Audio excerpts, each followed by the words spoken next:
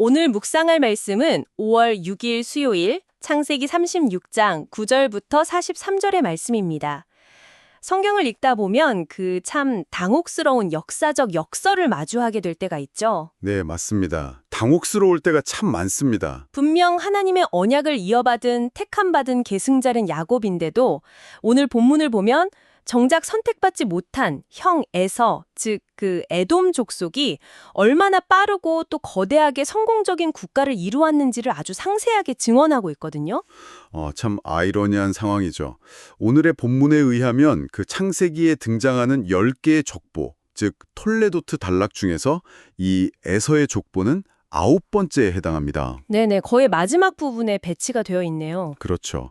본격적인 야곱의 역사로 넘어가기 직전에 이렇게 길고 치밀하게 에돔의 번성을 기록한 것은 일찍이 창세기 25장에서 하나님께서 리브가에게 두 국민이 네 태중에 있구나라고 하셨던 그 예언적 약속이 역사 속에서 어떻게 구체적으로 성취되었는지를 보여주기 위함입니다. 아, 그렇군요. 네, 그러니까 하나님의 섭리가 이스라엘이라는 언약의 계보 안에만 갇혀 있는 것이 아니라 언약 밖의 민족에게도 참 신실하게 역사하고 있음을 입증하는 아주 거대한 청사진이라고 할 수 있죠. 아, 결국 이 본문은 단순히 그 에서가 세상적으로 성공했다, 이것을 나열하는 게 아니네요.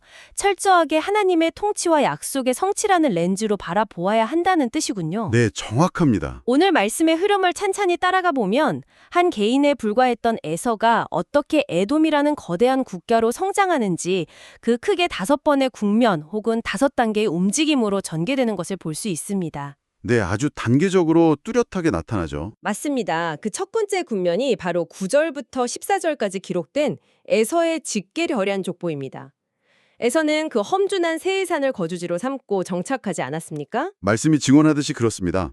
사해 남동쪽에서 아카바만에 이르는 세일산지는 붉은 빛의 흙과 아주 가파른 암벽으로 이루어진 척박한 땅입니다. 네, 아주 험한 곳이죠. 그런데 지리적으로 보면 이곳은 참 흥미로운 게 고대 근동의 핵심 무역로인 왕의 대로가 관통하는 엄청난 전략적 요충지였습니다. 아, 상업적으로는 아주 핵심적인 자리군요. 그렇죠. 여기서 주목할 점은 에서가 자신의 그 탁월한 능력만으로 이 노른자위 땅을 차지한 것이 아니라는 사실입니다. 신명기 2장의 말씀을 보면 하나님께서 세일산을 에서에게 기업으로 주셨다고 분명히 선언하시거든요. 척박하지만 상업적으로 막대한 부를 축적할 수 있는 거점을 하나님이 허락하셨다는 거군요. 이 첫 번째 국면을 보면 에서의 아내들을 통해 태어난 아들과 손자들의 명단이 쭉 나오는데 여기서 제 눈에 확 띄는 이름이 하나 있습니다. 어떤 이름이죠? 바로 엘리바스의 첩, 딥나가 낳은 아들 아말렉입니다. 굳이 서자의 아말렉을 족보에 콕 집어서 언급한 특별한 이유가 있습니까? 매우 중요한 지점을 짚으셨습니다. 아말렉이라는 이름 안에는 훗날 이스라엘 역사 전체를 관통할 아주 깊은 영적 긴장감이 응축되어 있습니다. 영적 긴장감이요? 네네. 이스라엘이 출애굽해서 광야로 나왔을 때 가장 먼저 그들을 공격한 무리가 바로 르비딤 광야의 아말렉 족속이었습니다. 아, 맞습니다. 거기서 전투가 있었죠. 까지 이 아말렉은 하나님의 백성을 아주 집요하게 대적하는 치명적인 세력으로 등장합니다. 야곱과 에서 사이의 갈등이 그냥 개인의 차원을 넘어서 역사 속에서 두 민족의 거대한 영적 전쟁으로 확장될 것임을 이 이름 하나가 떡하니 예고하고 있는 셈입니다. 아말렉이라는 이름 자체가 그 앞으로 전개될 험난한 영적 전쟁의 불씨였군요. 참 놀랍습니다. 자, 이제 본문은 15절부터 19절에 걸쳐서 두 번째 국면으로 넘어갑니다. 가문단이었던 에서의 자손들이 이제 지파나 부족의 우두머리를 뜻하는 족장, 히브리어로 알루프 체계로 발전하는 모습을 보여줍니다. 네, 이스라엘이 야곱의 12아들을 통해서 12지파의 기초를 놓았던 것처럼 에서의 자손들도 엘리바스, 르우엘, 오홀리바마의 후손들을 중심으로 튼튼한 정치적 리더십을 형성하기 시작한 겁니다. 조직을 갖춰가는 거네요. 맞습니다. 단순한 혈연 집단이 어느새 정치적, 군사력을 갖춘 거대한 공동체로 진화하고 있음을 보여주는 아주 중요한 대목입니다. 그런데 이어지는 세 번째 국면, 즉 20절부터 30절을 보면 전혀 예상치 못한 명단이 튀어나와서 약간 혼란스럽습니다. 네, 갑자기 분위기가 바뀌죠. 그러니까요. 에서의 핏줄이 아닌 자들, 즉 그 땅의 원래 주인이었던 호리 족속의 족장 명단이 왜 에서의 족보 한가운데를 떡하니 차지하고 있는 건가요? 고대 사회에서 족보는 그 가문의 순수성을 증명하는 중요한 문서가 아닙니까? 바로 그 점이 에돔이 국가를 형성해 나간 아주 독특한 방식을 적나라하게 폭로해 줍니다. 호리 족속은 세엘산의 토착민이었습니다. 원래 거기 살던 사람들이죠. 네, 에돔은 이들을 단순히 무력으로 다 쫓아낸 것이 아니라 생존한 자들을 혼인과 정치적 결합을 통해서 싹 흡수해버렸습니다. 본문에 나오는 에서의 아내 오홀리바마나 엘리바스의 첩 딥나가 모두 이 호리 족속 출신이거든요. 무력 정오크하고 통원을 적절히 섞어서 아주 효율적으로 세력을 팍팍 키웠다는 거군요. 이거 참 세상의 관점으로 보면 마치 아주 공격적인 스타트업의 행보 같습니다. 스타트업이요. 네, 확 와닿는 비유네요. 그러니까 그 독자적인 인프라를 처음부터 바닥에서 다지려면 너무 오래 걸리잖아요. 그래서 이미 시장을 선점하고 있는 토착 기업을 힘으로 누르거나 아예 과감하게 인수합병해서 단숨에 덩치를 키워버리는 전략 말입니다. 에돔은 그런 면에서 엄청나게 정치적인 수완이 뛰어났던 것 아닙니까? 그 비유가 아주 정확합니다. 창세기 27장에서 이삭이 에서에게 너는 칼을 믿고 생활하겠고 라고 했던 그 축복이자 예언이 바로 이렇게 성취된 겁니다. 칼을 믿고 생활하리라. 네, 그들은 칼이라는 무력과 혼인이라는 타협을 통해서 세일산의 확고한 지배자가 되었습니다. 이게 가나안 땅을 향한 언약의 성취는 아니었지만 이 역시 하나님의 거대한 섭리 안에서 허락된 세상적 융성의 과정이었습니다. 참, 그 효율적인 인수합병의 결과는 엄청났습니다. 31절부터 39절까지 이어지는 네 번째 국면을 보면 에돔의 통치 체제가 족장을 넘어서 마침내 왕정으로 발전했음을 선포하거든요. 네, 왕이 등장하죠. 저는 31절 말씀을 읽으면서 솔직히 숨이 턱 막히는 기분이 들었습니다. 이스라엘 자손을 다스리는 왕이 있기 전에 에돔 땅을 다스리던 왕들은 이러하니라. 와, 이 한 문장이 이스라엘 백성들에게 던지는 충격이 상당했을 것 같은데요. 그 이스라엘 백성의 입장에서 한번 상상해 보십시오. 그들이 애굽에서 노예 생활로 그토록 고통받고 이후 출애굽해서 모래바람 부는 광야를 헤매고 있을 때 에돔은 이미 강력한 왕이 다스리는 화려한 국가를 다 완성해 놓았습니다. 참 기가 막힐 노릇이었겠네요. 민수기 20장에 보면 모세가 이끄는 이스라엘이 에돔 땅을 지나가게 해달라고 아주 정중히 요청하지만 에돔 왕이 군대를 이끌고 나와서 길을 딱 막아버리는 장면이 나옵니다. 그 장면 기억납니다. 그만큼 에돔은 군사적으로도 정치적으로도 압도적인 우위에 있었습니다. 8명의 왕의 명단을 자세히 보면 왕의 출신지가 계속 바뀌고 수도의 이름도 3번이나 바뀝니다. 네네, 계속 바뀌더라고요. 이는 혈통에 의한 안정된 세습이 아니라 각 지역의 가장 강력한 실력자가 권력을 쟁취하는 철저한 힘의 논리, 아주 전형적인 패권주의적 국가체제였음을 암시하는 겁니다. 오직 힘의 논리로 굴러가는 아주 화려한 제국이 탄생했군요. 그리고 마지막 5번째 국면인 40절부터 43절은 다시 족장들의 명단으로 돌아오지만 이번에는 혈통이 아니라 구역과 거처 중심으로 완전히 재편된 명단입니다. 그렇습니다. 히브리어로 거처를 의미하는 마콤, 또 아후자라는 단어가 등장하는데요. 네. 이는 에돔이 더 이상 떠돌아다니는 유목 부족이 아니라 확고한 지류적 영토와 행정구역을 소유한 명실상부한 국가로 완벽히 자리 잡았음을 최종적으로 선언하는 겁니다. 자, 이렇게 9절부터 43절까지 에돔이 어떻게 그렇게 초고속으로 제국을 이루었는지 그 5국면을 쭉 살펴보았습니다. 네네. 오늘의 본문에 나타난 이 거대한 에돔의 형성 과정을 지켜보면서 우리는 성경에 우리에게 던지는 깊은 영적 묵상의 지점 3가지를 발견하게 됩니다. 그 첫 번째 묵상 포인트는 선택이 배제를 만드는가 하는 질문입니다. 아주 중요한 질문이죠. 우리는 흔히 그 이스라엘은 선택받았으니까 복을 받고 에서는 버림받았으니까 저주받았을 것이다. 이런 식의 이분법적 오해를 자주 하지 않습니까? 네, 본문의 족보는 그러한 우리의 좁은 시야를 여지없이 깨뜨려 버립니다. 성경의 족보는 단순한 인간들의 족보가 아니라 하나님께서 온 인류와 민족의 역사를 어떻게 이끌어 가시는지를 보여주는 아주 거대한 영적 세계 지도입니다. 영적 세계 지도군요. 맞습니다. 야곱이 선택받았다는 사실이 에서에 대한 배척이나 완전한 유기를 의미하지 않습니다.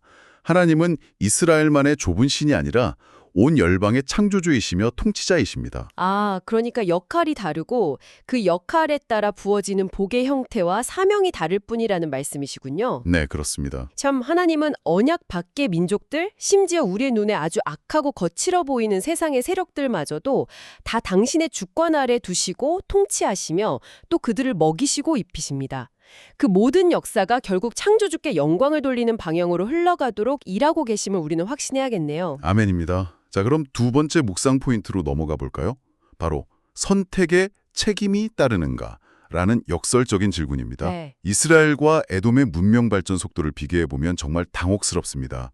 에돔이 초고속으로 원주민을 정복하고 8대의 왕조를 이어가며 승승장구하는 동안 이스라엘은 그저 한낱 가족 연합체에 불과했고 노예 생활을 전전해야 했거든요. 참 비교가 되죠. 눈에 보이는 성취의 속도만 딱 본다면 과연 누가 진정으로 축복받은 자들인지 헷갈릴 정도입니다. 여기서 제가 앞서 말씀드린 그 기업의 비유를 다시 한번 가져오고 싶습니다. 세상의 방법과 타협을 망설이지 않고 단숨에 덩치를 키운 에돔이 공격적인 스타트업이라면 이스라엘은 아주 오랜 전통과 본질을 굳건히 지키기 위해 길고 고통스러운 연구개발, 즉 그 R&D의 시간을 묵묵히 견뎌야 하는 기업과도 같습니다. 아, 묵묵한 R&D의 시간. 네네. 에돔의 번성이 겉으로는 참 화려해 보이지만 성경은 이 문명의 발전 속도가 결코 하나님의 구원 계획의 중심이 아니라고 단호하게 말씀하시지 않습니까? 정말 정확한 통찰입니다. 성경의 흐름을 유심히 보십시오. 아벨, 셋, 노아, 아브라함으로 이어지는 이 언약 계승자들의 가장 큰 특징은 항상 제단을 쌓고 여호와의 이름을 부르는 예배자의 모습으로 나타납니다. 네, 항상 제단이 먼저 나오죠. 반면에 언약 밖의 가인의 후예들이나 오늘의 에돔은 어떻습니까? 에녹성을 쌓고 철제 모기를 막 만들고 왕정을 수립하는 등 세상적인 성취와 문명 건설에만 몰두합니다. 아, 결국 하나님의 역사에서 가장 중요한 핵심은 국가의 형태를 얼마나 빨리 갖추느냐 혹은 세상에서 얼마나 큰 힘을 가지느냐가 아니라 하나님과의 관계와 약속이라는 것이군요. 네, 바로 그겁니다. 이스라엘에게 진정으로 필요했던 것은 거대한 세상의 왕정이 아니라 자신들을 통치하시는 하나님의 언약과 계명, 그리고 하나님의 임재를 온전히 경험하는 훈련의 장소인 광야였습니다. 화려한 제국보다 고단한 광야의 훈련이 영적으로는 훨씬 가치 있는 시간이었음을 깊이 깨닫게 됩니다. 참 은혜로운 깨달음입니다. 이제 마지막으로 세 번째 묵상 포인트입니다. 선택이 운명을 가르는가? 입니다. 네. 앞서 에돔이 토착 세력인 호리 족속과 깊이 융합된 것을 정치적 수완이라고 우리가 비유했습니다만 영적인 관점에서 이것은 정말 치명적인 동화와 타협이었습니다. 맞습니다. 고대의 족보는 혈통의 기록인 동시에 토지 소유권을 입증하는 권리 문서이기도 하잖아요. 그렇죠. 호리 족속의 이름이 에서의 족보에 아주 깊숙이 끼어들어 있다는 것은 에돔이 가나안이라는 약속의 땅을 아주 미련 없이 훌쩍 버리고 세일산에 정착하기 위해 자신들의 영적인 정체성을 원주민들과 싹 맞바꿨다는 뜻이기도 합니다. 네네. 당장의 안정과 번영을 위해 세상의 가치관과 피를 섞어버린 전형적인 세상과의 동화 현상입니다. 맞습니다. 과거 야곱도 세겜 땅에서 딸 디나의 끔찍한 사건을 겪으면서 주변 이방 민족과 완전히 섞여버릴 뻔한 위기가 있었습니다. 하지만 야곱은 그때 어떻게 했습니까? 베델로 올라갔죠. 네, 하나님의 음성을 듣고 모든 이방 신상을 버린 뒤 베델로 올라가 회개했습니다. 거룩한 순례자의 정체성을 다시 회복한 것이죠. 그러나 에서는 회개하지 않았습니다. 참 안타까운 지점입니다. 네, 철저히 세상의 방식을 채택하며 영적인 정체성을 스스로 확 지워버렸습니다. 그 뼈아픈 결과로 훗날 에돔은 하나님의 언약에서 완전히 단절된 이방 민족으로 굳어지고 맙니다. 얼마나 빨리 또 높이 올라가느냐가 중요한 것이 아니라 고난이 따르고 더뎌 보이더라도 언약의 백성답게 세상과 구별된 거룩함을 굳게 지키는 것이 진정한 복이라는 사실을 오늘 에돔의 족보가 우리에게 참 무겁게 경고하고 있습니다. 네, 아멘입니다. 오늘 묵상에 참여하시는 여러분, 여러분은 지금 빠르고 화려한 세상의 성취를 부러워하면 타협하고 계십니까? 아니면 비록 더디더라도 하나님의 임재가 있는 광야의 길, 그 거룩한 순례자의 길을 묵묵히 걷고 계십니까? 오늘의 본문을 마음에 깊이 새기며 다 함께 기도로 나아가겠습니다. 자비로우신 하나님 아버지, 오늘 에서와 에돔 족속의 장대한 족보를 통하여 언약 밖에 있는 자들에게도 신실하게 약속을 이루시며 온 열방을 통치하시는 주님의 크신 섭리를 묵상하게 하시니 감사합니다. 주님, 우리는 종종 이 세상에서 수단과 방법을 가리지 않고 빠르게 성공하여 거대한 힘과 문명을 이루어가는 에돔의 화려한 모습을 보며 부러워하고 상대적으로 더디고 고단한 우리의 현실에 낙심할 때가 있습니다. 그러나 문명의 발전 속도나 눈에 보이는 화려한 성취보다 하나님과의 친밀한 관계와 우리에게 주신 언약이 우리 삶의 유일하고도 절대적인 중심임을 오늘 말씀을 통해 다시금 깨닫게 하옵소서. 당장의 안정과 번영을 얻기 위해 토착 세력과 피를 섞고 세상의 가치관과 타협하여 영적 정체성을 잃어버렸던 에돔의 어리석은 길을 우리가 따르지 않게 지켜주시옵소서. 비록 우리가 걷는 길이 광야처럼 척박하고 고단하며 세상의 눈에는 그 성취가 너무나 더디게 보일지라도 날마다 주님의 말씀과 계명을 품고 하나님의 임재만을 구하는 거룩하게 구별된 신앙 공동체로 든든히 세워져 가게 하옵소서. 빠른 성공보다 바른 순례자의 길을 걷게 하시고 세상의 통치가 아닌 하나님의 통치에 온전히 순복하는 은혜를 허락하여 주시옵소서. 오늘 하루도 우리를 택하시고 거룩한 백성으로 부르신 그 놀라운 은혜와 사랑에 합당한 삶을 살아내기를 간절히 소원하며 예수님의 이름으로 기도합니다. 아멘.